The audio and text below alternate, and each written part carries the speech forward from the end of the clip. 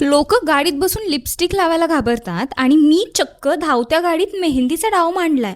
आता तुम्ही म्हणाल, अगं निकिता एवढी कसली घाई आहे? अहो घाईच आहे, कारण उद्या आहे माझ्या मैत्रिणीचं लग्न आणि अजून मी प्रवासातच आहे. फायनली बेळगावला पोहोचले. एंगेजमेंटचा मुहूर्त डोक्यावर होता. 10 मिनिटात आवरायचं होतं, पण आमची मस्ती ती नाही थांबली पाहिजे. ओके, बाय द वे माझा हा मसाला डोसा लुक तुम्हाला कसा वाटला मला कमेंट्समध्ये नक्की सांगा. आमच्या नवरी मुलीला घेऊन आम्ही निघालो. तेवढ्यातच पावसांनी एंट्री मारली.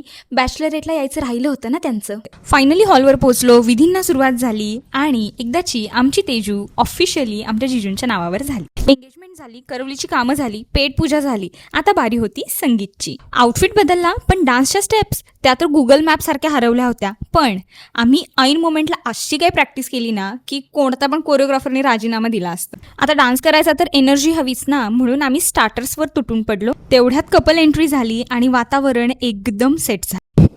एकापेक्षा एक भारी डान्स परफॉर्मन्सेस झाले, पण आमच्या जिजूंच्या परफॉर्मन्सला तोड नाही. आम्ही मुलींनी सुद्धा 2 ठुमके मारले आणि कंबर लचकण्याआधी जेवणाचं ताट गाठलं. आजच्या या संगीत नाईटचा स्पेशल परफॉर्मन्स होता या क्यूट नवरा नवरीचा, आणि त्यांना बघताना असं वाटलं की कदाचित मेड फॉर इच अदर असंच दिसत असावं ना. आता रात्र थोडी आणि हळद जास्त आहे. आजच्यासाठी एवढंच. भेटूयात पुढच्या पार्टमध्ये. Stay tuned. Bye bye.